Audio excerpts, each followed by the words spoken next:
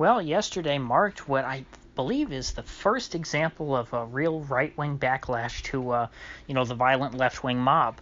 It's been weeks and weeks and weeks now that you've had these left-wing mobs running unchecked across American cities, across the country, just destroying whatever they will in their wake, and everyone really cowering in fear. The police afraid of, essentially being raked over the coals for assaulting them, by protecting private property, and of course everyone else just not doing anything and letting them go. And so these folks have had free reign. They've pulled down statues of Jefferson Davis and Thomas Jefferson and all sorts of other people. And then finally in Albuquerque, they came for a statue of a man by the name of Oñate, I believe is how you say it, a Spanish explorer. And finally, a militia group came to defend the statue, which has happened in other places, like in Philly most notably. You had some Italian boys with baseball bats who were not going to let anybody tear down their Columbus statue. Well, some boys decided to show up in New Mexico and defend the statue of this guy. And this left-wing mob threw a chain around the statue and were in the process of pulling it down when a militia member came and apparently was armed, and he was tackled by these folks, and, he shot to defend himself, not even just the statue. And, of course, now he's being charged with assault. And the media is condemning it widely as this is a far-right extremist attacking peaceful protesters who were destroying a monument, which is quite obvious. What should happen now is there should be a groundswell of support for this person across the country. Good thinking Americans should rally to this man's cause, in sort of I guess you could say above effect type of thing. And say, well, even if he's not exactly the greatest person on earth or something like that, or a super righteous person, we object to him being held responsible for this as if he did anything wrong, when he's just trying to do what the police refuse to do, what the police should be doing. Much in the same way that the left is reacting to the death of this black man in Atlanta on Friday, who did do something wrong, but who, they are saying, well, the cops shouldn't have killed him. They should have just let him go, even though he did, resist arrest. After they were trying to arrest him for DUI, and he stole a taser. People are saying, despite that, the cops need to be reined in. Well, the right should feel the same way now about the left-wing mob. They should be looking at this and say, well, at least someone stood up to these people. Okay. Now, of course, the statue was removed anyway because the mayor of Albuquerque is a terrible swine who decided to side with the mob and saying that the statue's presence is a threat to public health. Saying that, well, if people are getting shot over this, then we got to get rid of it, even though the city hasn't made a ruling or anything like that. And this whole mentality of just bowing to the mob is absolutely disgusting. But the predictions from a few years ago, which were very easy to make. I didn't have a YouTube channel at the time, but I and pretty much everyone else that I know who was a person with their head screwed on straight saw when they came for the statue of Robert E. Lee that they were going to come for everybody else too, because nobody's perfect if you're going to go after that. If you're looking at anyone from a statue of anyone who wasn't alive in the last 20 years, woke culture is way beyond them, and those people are beyond the pale. I mean, in my opinion, there isn't anyone in the last 20 years that you should put up a statue of either. If you're holding them to the account of, hey, did they do wonderful things, or did they never commit an evil act in their life? If you're going to hold people to the standard of whatever the worst thing they did in their life was, well, then nobody deserves a statue erected to them. Nobody's Jesus. There's really bad things that you can say about just about any public official. And, of course, any other historical figure. Now, the interesting thing to me about this latest round is that this is the first time I've noticed that they're actually coming for the historical figures of the Hispanic heritage, or of the Spanish colonial history. Because I'm especially sensitive to this since from Florida, which was a Spanish colony. We grew up learning about Spanish colonization and things like that, and seeing the Spanish explorers as our own forefathers. That's kind of how the curriculum is written. And so I've been anticipating this for a while, but I knew we were going to get a bit of a break because the left has to be careful, at least the smart people on the left, not to alienate the Hispanics. because, of course, the Hispanics don't hate, for the most part, the old historical figures of the Spanish era. Even in left-wing Venezuela, Simon Bolivar, a right-winger, right-wing white man, of all things, is considered to be the national hero. So if they're going to go start tearing down statues of all the Spaniards, that's going to create some problems for them.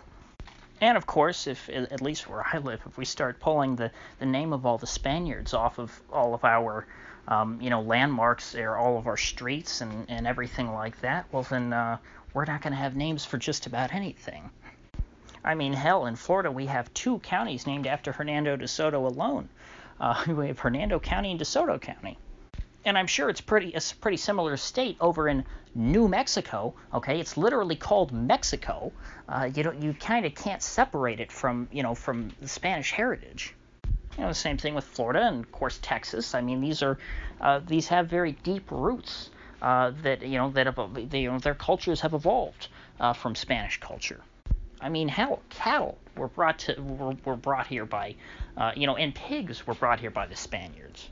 And so this just proves that there's nothing that the left will not try and destroy about our existing culture. They wanted to burn it all down.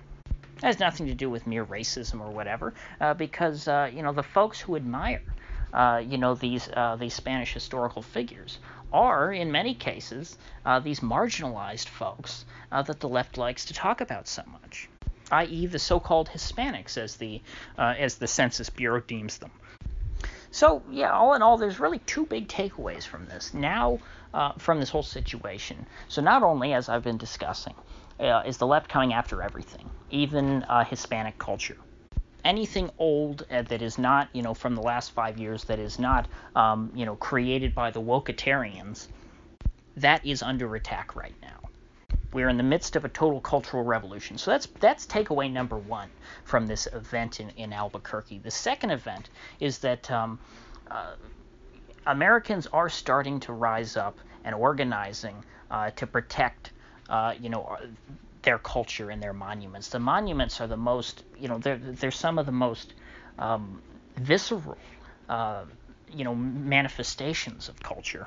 Especially for people on the right, who generally have an attitude of honoring your forefathers and your ancestors. You look up to your elders, even if you disagree with them, even if you think they're wrong. You respect them for having come before you and for having set the stage, for having pioneered the path that you walk on. The modern left has no appreciation for that. They absolutely abhor anyone who came before them as inferior and as sinners. Irredeemable sinners at that. So now that the first shot has been fired, I imagine we're going to see more events like this. I don't think this is the kind of thing that, is going to shock people into reacting the other way. I think that the reaction is just beginning. More militia groups are going to mobilize to try and protect these sites, because there is nothing that they won't stoop to. It's not just about the Confederates. Sure, there's lots of Confederate monuments. It's low-hanging fruit. But there's so many other monuments dedicated to everything else, and they want to come after literally everything. I'm thinking now, what are they going to do with St. Augustine, the oldest settlement in the New World? It's the oldest city, in the Western Hemisphere, to my knowledge. At least the oldest continually occupied one. The Spanish settled it many centuries ago. Well, that's got centuries of, because it has centuries of history. That's centuries of racism, which must be destroyed. They're going to have to burn down the entire city. How many monuments to the Spaniards now are going to be under attack there? The Spanish cross flying at the base there, from the historic military base that was built by the Spaniards. That flag's going to have to come down, I'm sure. Hell, the flag of Florida is based on Spain. We're going to have to take that flag down because that's an old colonial relic and replace it with, I don't know, a rainbow or a sun. The harder the left pushes, the more right-wingers are going to wake up and start pushing back. And when I say right-wingers, I mean that in a more colloquial sense. I mean, you don't have to be a Republican not to want to destroy our culture. But again, compared to these people, most Americans are going to be right-wing in comparison to the cultural revolutionaries. Remember, it's very similar to what happened in China. In China, by the 1960s, everyone who was still alive was a communist. But the cultural revolutionaries were a particular strand of the communists. They wanted to take out anyone that came before them, and they were the farthest of the left. And so by comparison, all the people who didn't want to tear down all the statues in China and destroy thousands of years of Chinese culture, they were right-wingers. And so that's where a lot of Americans find themselves right now. And so expect in the future that the violence is going to go both ways now. It's not going to be this one-sided left-wing assault forever. I think very slowly, and it takes people a long time to wake up to this, you're going to start enraging enough Americans to where there will be so-called counter-peaceful protesters who will come armed as well, who are not going to tolerate this sort of thing anymore. This was a couple of guys. What happened in Albuquerque? It was not an opposing mob. But if they push hard enough for this long enough in this current state of affairs, especially with so many people being unemployed and angry about that, you're going to see mobs on both sides, similar perhaps to what happened in Weimar Germany, where, of course, Antifa cut their teeth. That's where the whole term Antifa comes from. These were the left-wingers who used to battle in the streets with, the brown shirts, the Nazis back in the 1920s in Germany. Of course, it's my sincerest hope that, what we see rise up against, this left-wing mob isn't exactly the Nazi Party. But to try and predict what that will look like is getting way too far ahead of ourselves. So with that said, if you gained anything of value to this video, I'd appreciate you clicking that like button and sharing this video. And if you haven't already, please do subscribe, because I do upload every day, and I'd hate to have you miss one. So I'll see you folks back here tomorrow.